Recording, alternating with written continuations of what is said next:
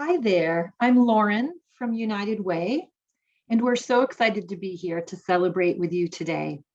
If you're comfortable, please put your first name, the town or the city where you are, and your children's ages right into the chat. All of you that are attending today will be entered to win a breast pump. The winner will be notified after the event. Yesterday, Boston Children's Hospital focused on health and safety.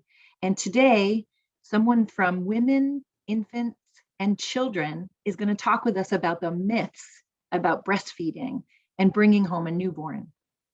And with that, I'll pass it over to Maureen Mendoza from the Women, Infants, and Children, the WIC program in Western Mass for today's event.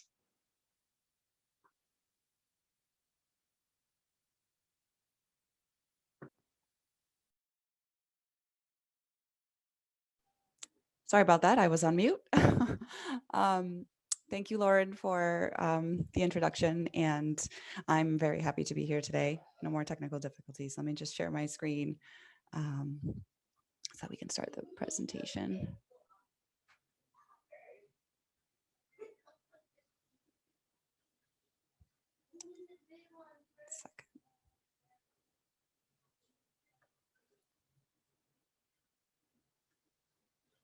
All right. Everyone can see my screen?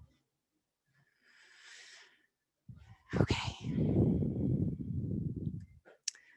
So yes, my name, as Lauren said, is Maureen Mendoza. I've been a WIC breastfeeding peer counselor in Western Massachusetts for about 6 years. And 2 years ago, I passed the exam to become a lactation consultant just because I had such a passion for breastfeeding. And I have 3 boys. They are 7, 5, and 2.5. And between the 3 of them, we have breastfed a little over 6 years. And even with the ups and downs, I wouldn't change a thing about these last years with them. What I love the most about what I do is that I'm able to help moms reach their own breastfeeding goals and just helping them understand how babies' normal behavior fits with their milk production, and then supporting them through the transition back to work or school, because all of it is a transition and having a support person is really helpful and important. And I want to thank you again for joining me today as I share a little bit of information about the WIC program, what we offer our pregnant and breastfeeding moms, and just bust some common myths about breastfeeding.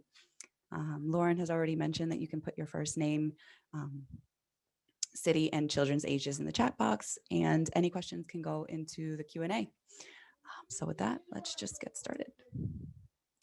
So the Women, Infants, and Children program, or WIC, has various locations across each state with staff that include nutritionists, breastfeeding peer counselors, and other support staff.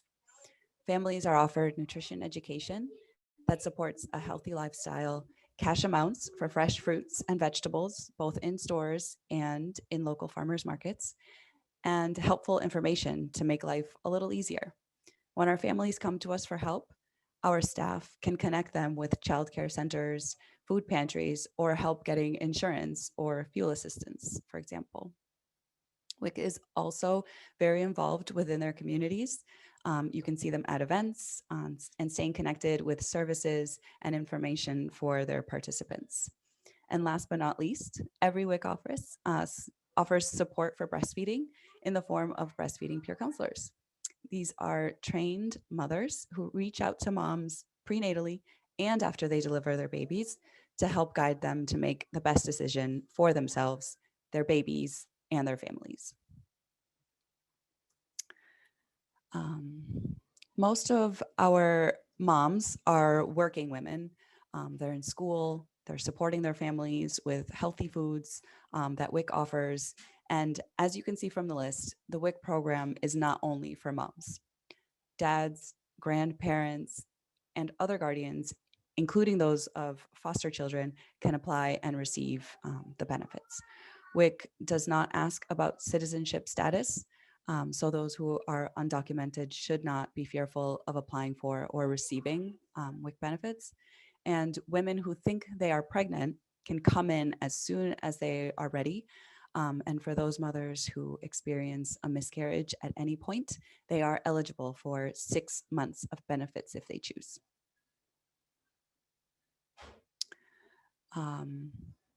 Qualifying for WIC is now easier than ever.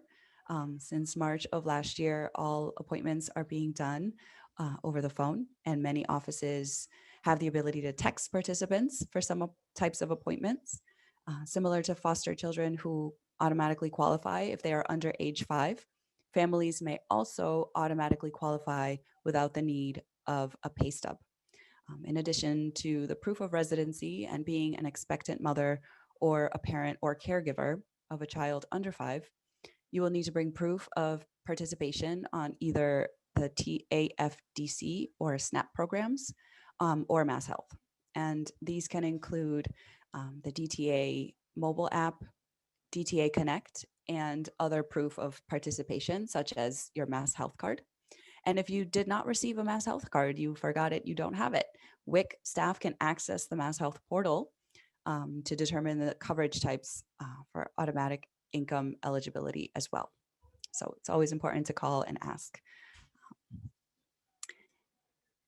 Besides the requirements of proof of residency in your state, being an expectant mother or the parent or caregiver of a child under 5, another way to qualify is to fall within the income guidelines that are shown here.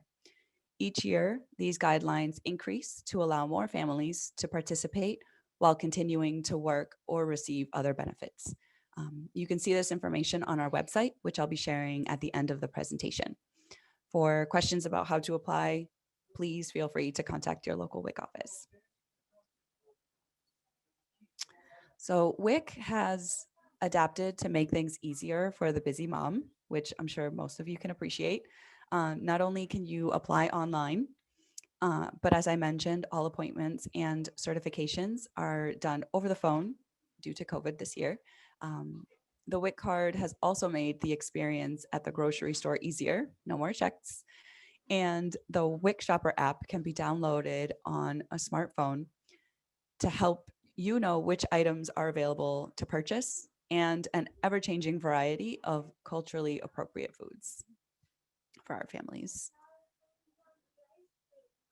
So as mentioned, WIC offers breastfeeding support in the form of breastfeeding peer counselors who have experienced breastfeeding their own children and have been or are currently WIC participants. These are trained professionals that can go on to become certified lactation counselors or CLCs or lactation consultants, IBCLCs. We offer breast pump loans, and we help you get your own breast pump covered by your insurance and offer support both prenatally and once baby is here. And most importantly, I think there is continued education for the peer counselors to ensure that we are up to date with any new guidelines or information that can help our moms.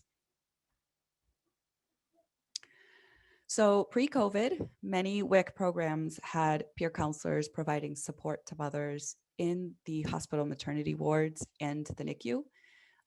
Having a presence in the hospital helps moms see a friendly face and help with the continuity of care they receive from their peer counselors. Once COVID hit last year, all offices switched from in-person to virtual prenatal classes and support groups. And it has helped continue the flexibility and presence of peer counselor support. So let's bust some myths. But first, what are myths? Where do they come from? And how do we bust them? Myths have an element of truth, which means they must have been experienced by someone and then perpetuated and believed to be true. Something may have happened to your mom, your grandma, your sister, cousin, or a friend. And when others share similar experiences, those experiences begin to seem like something that happens and may even become something that is normal or expected. We may attach fear or anxiety to those experiences. So for example, a mom believing that her milk could just dry up at 3 months, even though she has been exclusively breastfeeding, could lead her to introduce formula early to prevent her baby from going hungry, or in anticipation of that expected drying up of her milk, which I should clarify does not happen. And if it does, we need to figure out why it's happening. And that is where we are there to support. A new mom could also assume that she won't be able to breastfeed because the women in her family were not able to do so. So understanding the process of milk production and getting the support through the many ups and downs of having a breastfed newborn could help this particular mom succeed in her breastfeeding goals.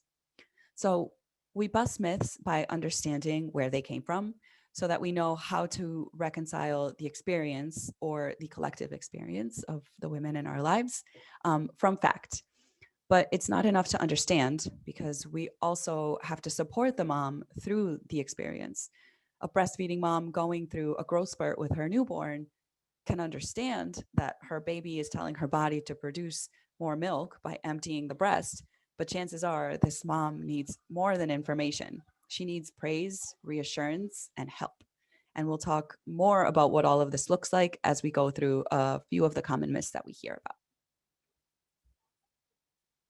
So the first myth, your milk doesn't come in for the first few days after you give birth.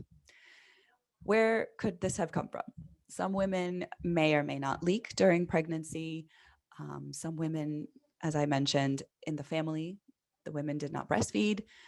Some unrealistic expectations of what early feeding sessions look like.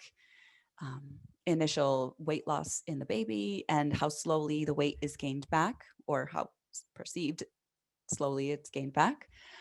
Doubt in their own ability to nurse, or doubt in their supply because mom can't see how much baby is eating. And then hearing, well, baby must be hungry because your milk hasn't come in. So a few things to consider are that are known to be completely normal newborn behavior are the fact that it is normal for newborns to lose weight after birth.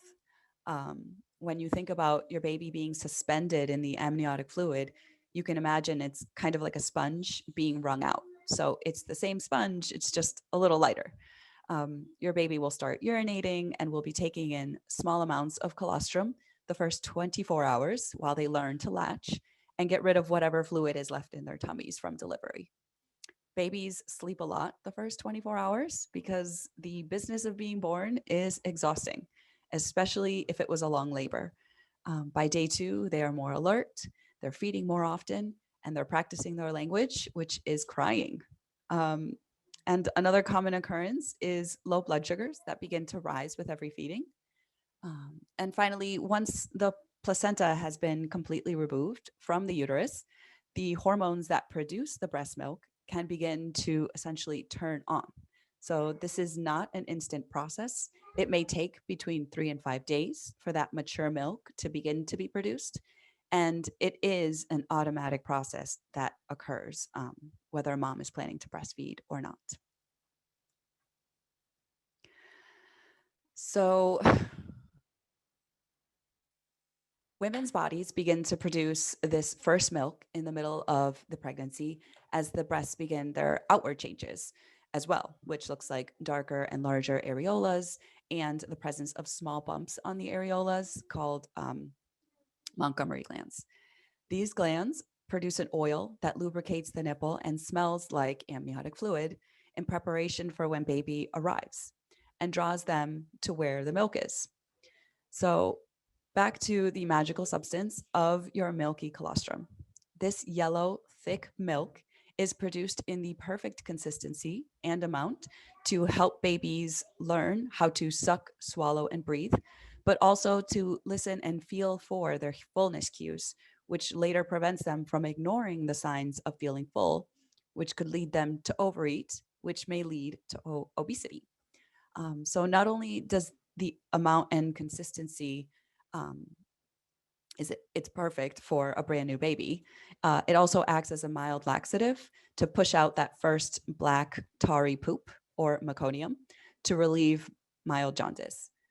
It seals the gut to protect from gastrointestinal issues like constipation, and it is packed with immune and growth factors to act as baby's first immunization with antibodies from you.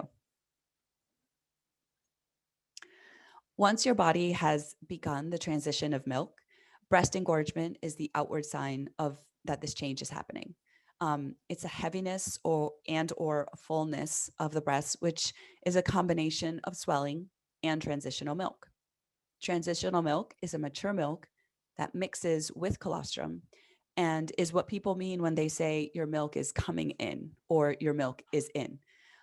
This term leads many new mothers to believe that they didn't have milk prior to this fullness because, number one, it's day 2 and baby is crying, fussy, and latching constantly, which is normal newborn behavior during a growth spurt and helps transition the milk, but can also be because of the fullness of the breast, which can flatten the nipple, making it difficult for baby to latch. Add to that the newness of it all. Mom is trying to learn how to breastfeed, recovering from labor, and breastfeeding can seem totally overwhelming for the first several days. And then second, they don't feel like their breasts have milk pre-engorgement because unlike bottle feeding, there are no mLs, there are no ounces to determine how much is being produced by the breast or how much baby is eating. So it's important for new mothers to have accurate information throughout this process and lactation support, because without it, we strip mothers of the ability to make the best decision due to fear of the unknown. Myth number 2, babies have a set schedule for feeding that you just have to follow. So where this came from, women who began to move to the workforce needed their babies to be more predictable so that they could rest at night and so that they would do well away from mom and with caregivers during the day. So setting baby up with a schedule makes an enjoyable experience for everyone. And babies should learn to self-soothe is the thought process, so that they can sleep on their own at night. And the question everyone asks, is he or she a good baby? Implying that a baby that is quiet and sleeps well is a good baby. So during the first weeks, you're dealing with recovering from labor and delivery. Even if it was what you can consider an easy delivery, there's still a transition. There's still a wound in your uterus where the placenta was attached. There is still shifting of organs and balancing of hormones.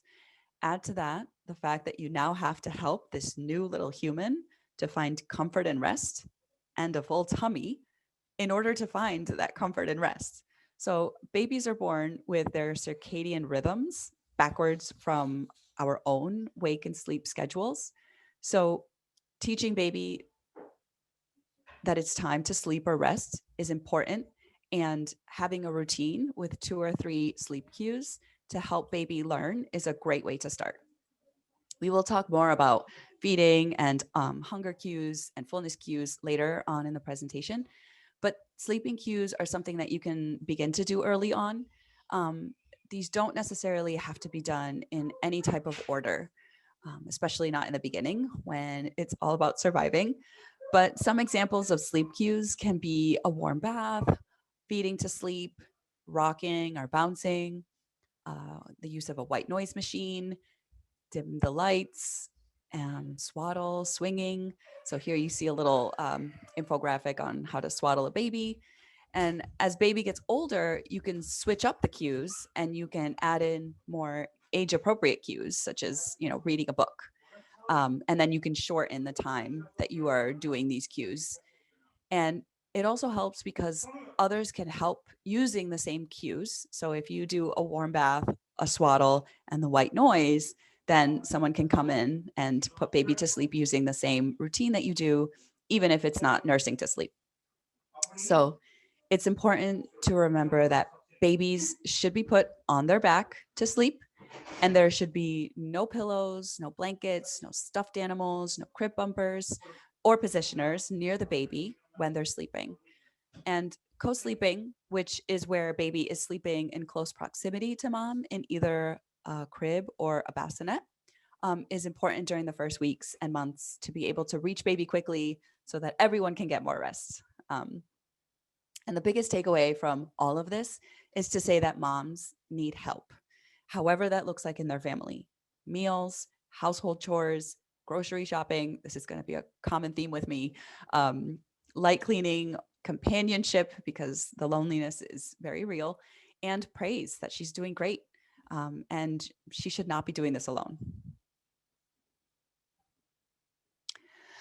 So I've been talking a lot about what is normal and what may not be. So here we can see what a typical newborn will do in the first days and weeks of their lives. They'll be feeding around the clock every 2 to 3 hours, but may feed for shorter periods of time with less time in between. So if they feed for 5-10 minutes, they may go an hour. And those babies we like to call snackers. And babies should not be sleeping more than 4-hour stretches in the early weeks because they need to be feeding to increase mom's milk production and get enough milk to continue growing. So a baby who feeds often and is satisfied after feedings is a sign that your milk is satisfying their needs. As I mentioned, babies tend to sleep more during the daytime hours because they keep the rhythm from when they were in utero. So while you were awake and moving around, it was rocking them to sleep. And while at night you were resting, many moms note that baby seems more active. And that sleep wake rhythm and pattern continues once they're out in the world. So with all of the feeding they do, they should be producing at least 4 dirty diapers a day after day 4, which is another sign that breastfeeding is going well. And constant wet diapers shows that they are hydrated and satisfied. And then after that initial drop in weight after birth, breastfed babies begin to increase their weight and should regain their birth weight by days 7 to 10. Every baby's different. There's no rush to any finish line. And steady gain is a sign that milk is being transferred from the breast to the baby. So if there is a doubt in supply, most moms find it reassuring to be seen by a lactation professional or the pediatrician and have baby weighed before and after a feeding to determine how much his baby is taking in. So low supply is a real issue, and moms with a legitimate low supply make every effort to give their baby as much of their breast milk as they can for as long as they can. But there is a difference between true low supply and perceived low supply. One reason for moms to doubt their supply is a growth spurt. And these typically occur on days 2 to 3, 1 week, 2 to 3 weeks, 6 weeks, and beyond. They last between 24 and 48 hours. And during these times, babies seem to be more fussy, more hungry because they're constantly latching. By emptying the breast often, they're telling your body to increase production. Think of it like an ice machine. When the bucket is filled with ice, the production will stop and wait until it's emptied. And once it's emptied and continues to be emptied, your production will keep going, just like the ice will keep being made. And by doing this, your body will produce enough for your baby's growing needs. So during these growth spurts, baby should still be producing lots of wet and dirty diapers and audibly swallowing milk. A true low supply has some physical forewarning signs and can be seen in the absence of a satisfied baby, little to no weight gain, or lower than the normal wet and dirty diapers. So in that case, you should be seeking help from a lactation professional as well as your pediatrician. Myth number 3. So women have heard, you need to follow a strict diet and eat more to produce more breast milk. So women have heard a laundry list of things that they shouldn't eat while pregnant or breastfeeding, plus another laundry list of things that they should eat to produce more milk. And all of these are rooted in experiences that may or may not have happened and can cause unnecessary worry to mom. So the transition of bringing baby home is pretty unexpected in regards to sleep. It is one of the most completely and utterly exhausting experiences ever. And many new moms are seeking quick fixes to a crying baby. So a normal feeding pattern for a baby will vary. So watching for baby's hunger cues is much more important than watching the clock. Again, if breastfeeding or pumping is not painful, you are changing wet and dirty diapers all day, and your weight checks show that there is an upward curve, breastfeeding is most likely going well. Assuming a baby can't be hungry an hour after a feeding session denies them the need to be close to you or to top off before they drift off to sleep. So, we are going to watch a quick video on what hunger and fullness cues look like in a newborn.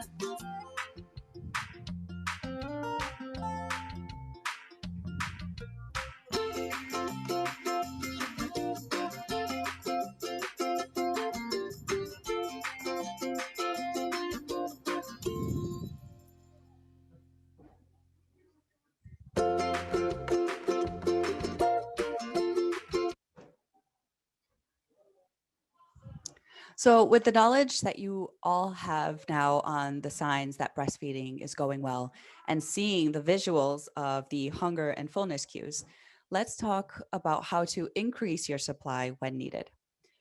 Being consistent is probably the most important aspect of maintaining your supply.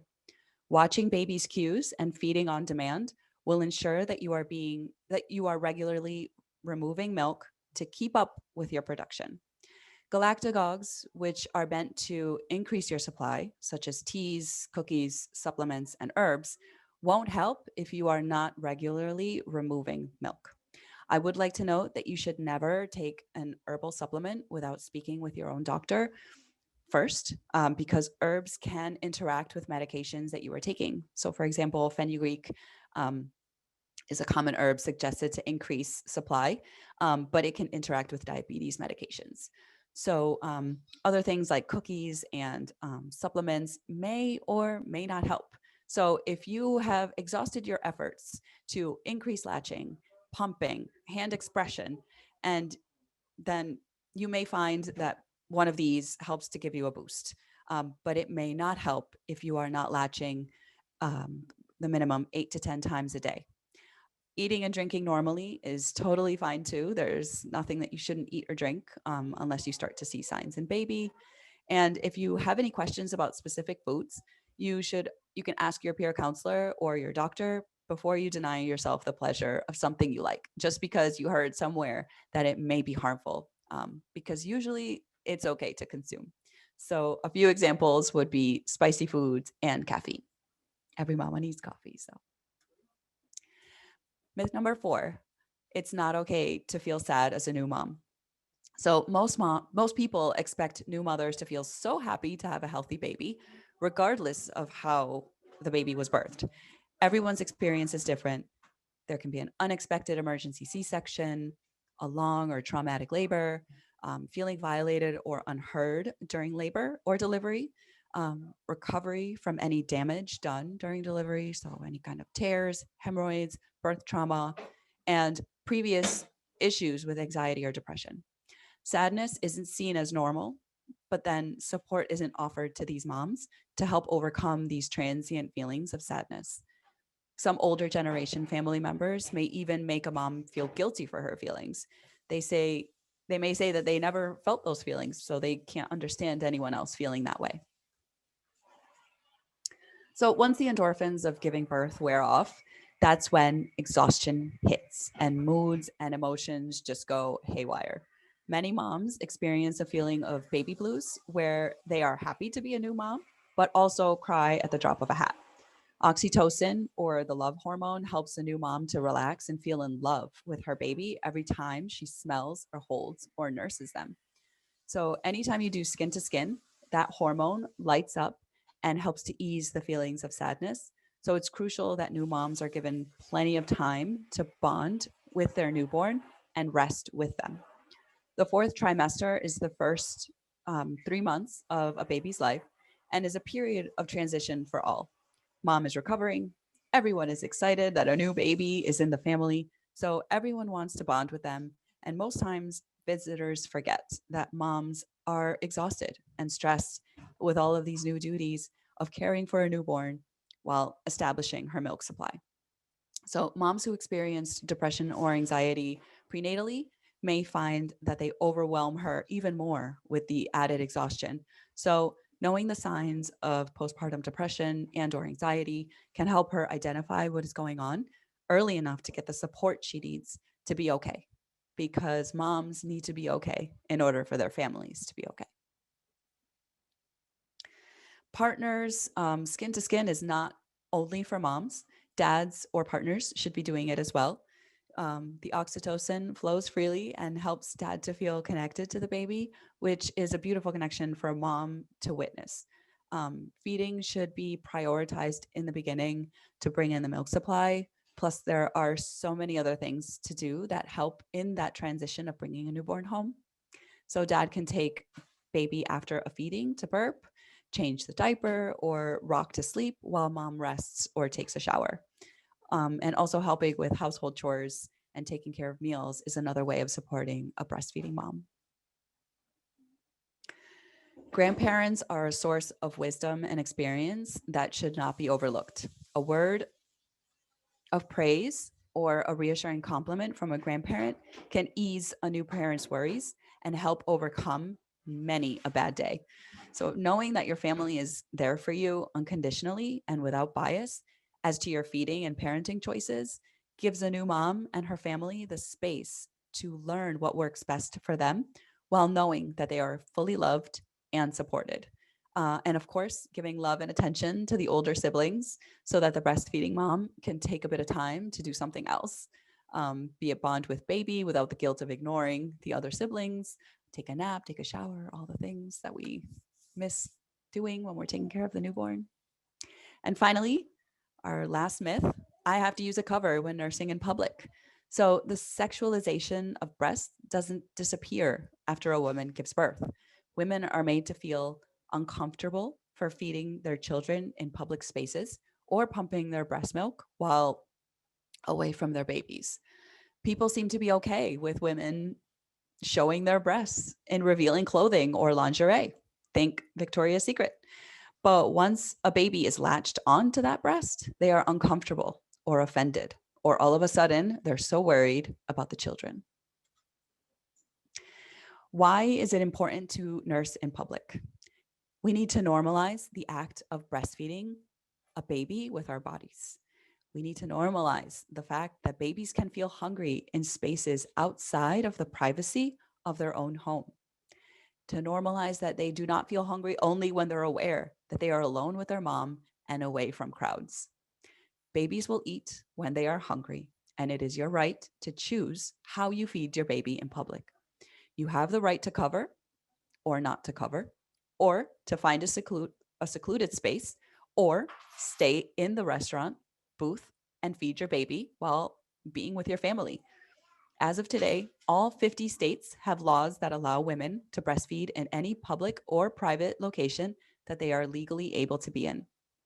And in Massachusetts and in 30 other states, breastfeeding women are exempt from the act of being considered public indecency. So, what about when it comes to feeding baby after maternity leave or when you have to return to work or school? The benefits of continuing to breastfeed or offer breast milk when returning to work or school include continuing to protect your baby from getting sick, which means less sleep lost and less sick days to care for a sick baby. The law does not specify or limit how often an employee can take a break to pump, nor does it require breaks to be a specific length, but they must allow you enough time to pump, which is typically 15 to 20 minutes plus additional time to get to the space, set up, and break down your equipment.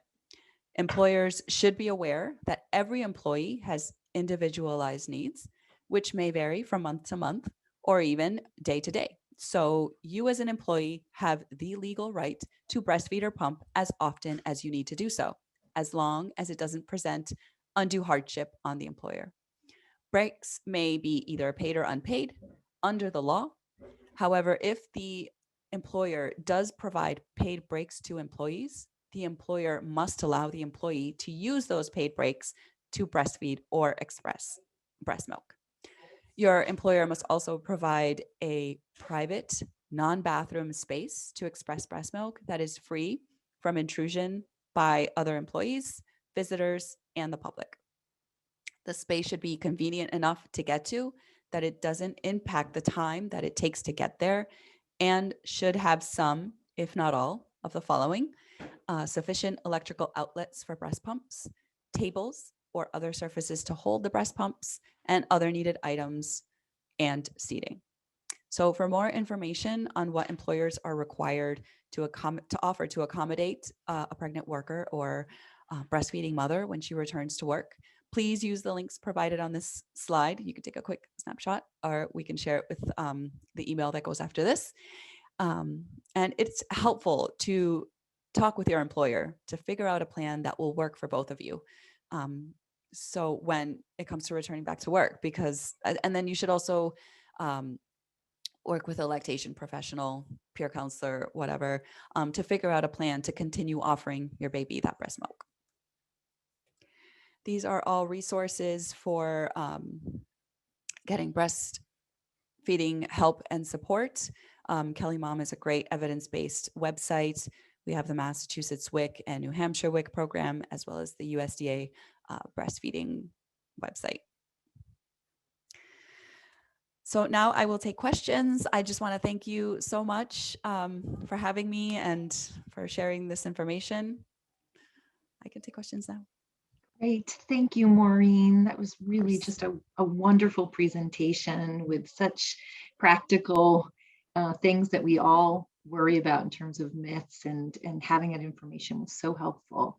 I do have a couple of questions from the Q&A that people have posted. So Sure. The first one is kind of a two-part question. Can you just review a couple of things about how the WIC program works? One question was, can you get WIC if you're not breastfeeding? And the other question was about immigration status and whether or not that affects being able to receive WIC. Okay, so yes, WIC is for all mothers, parents, grandparents, foster parents, regardless of breastfeeding status. If you are breastfeeding, you do get benefits. You are on the program for as long as you are breastfeeding. But as long as you have a child under 5, you can get the WIC benefits. And as far as the immigration, that question is not asked. So there should be no fear to come and apply. Wonderful. Okay. And then another question, just to clarify, there was a question posted that I have heard most women who go to work after their 3-month leave experience having trouble producing as much milk. And so there was some worry about that. Can you speak to that again? Sure. I would definitely say it's a combination of the stress of leaving baby after being with them for 3 months, and then the transition of being at work and having to, it sounds easy. Okay, go to your space, set up your pump, do your thing, and you're all set. But it really, it's got a lot to do with hormones too. So there's some tricks that moms can do. They can bring a piece of baby's clothing and pictures and videos, which every new mom has like a huge collection of those. But just getting the support and understanding kind of what you can do to create that stash. You don't need an entire freezer full of milk before you go to work. You really only need a couple of days worth, and how much that is, what that looks like, what your shift is like. There's so many things that play into that. So yeah, I created an entire pumping class just because there's so many tricks to kind of help with the production and things to do to increase if there is the worry, but sometimes it can be perceived too. So working with somebody that knows is very helpful. Great, great. So a couple more questions, and we have a few minutes to do these. Someone wanted to have a little more information about co-sleeping and how that may or may not affect breastfeeding. So the question was, is it good or bad to co-sleep? And for you to frame that in terms of the breastfeeding information that you're sharing would be really helpful. Okay. So when I talk about co-sleeping, I'm saying the baby sleeping in the room, not in the bed, which would be bed sharing, which is not recommended. But co-sleeping would be baby sleeping in the room with the mom, in a crib or a bassinet. They make the ones that slide right up to the side of the bed. And it makes breastfeeding easier just because you can wake to those first hunger cues that baby do. Um, as opposed to having them in another room and having like the little machine, the monitor that you can sort of hear, but just that connection of having them in the room with you close. And then once you're done feeding, you can just swaddle them back up or however it is that you put them to sleep and just pop them right back. You save on sleep. Baby is also rested, partner, family, everyone else. So it's recommended. And then once baby gets a little older, then you can transition them into their own room if that's what you choose to do. Okay, great. A couple of more questions have just come in. One of them is, will it hurt to breastfeed or pump? So that's a common question we always get. And we always say none of us would do it this long if it was painful. So if there is pain, there is a problem, and you should either reach out to a lactation professional, your pediatrician. It should not be painful. And if it is painful, then if you're latching, baby's probably not getting the milk that they need to continue growing. So then that would make you think, oh, my supply is the one, and breastfeeding should be painful. Like this is what's best. So I should just deal with it. Please don't. Please ask for help. WIC peer counselors, the lactation support at the hospitals, they're still there, and they can maybe talk to you over the phone, share videos with you, information. It's all out there. That's what we're there for. We're there to help and share and support. Wonderful. And just one last question, and I'm going to read it because there's a few elements to it. Any ideas of how much to pump, or can you even do both? Because this person who's posed the question is asking about receiving cancer treatments and wondering if WIC could supply cans of milk during that process for her. Sure. So that would be the first part of the question was how much to pump, you said? Yes. Okay.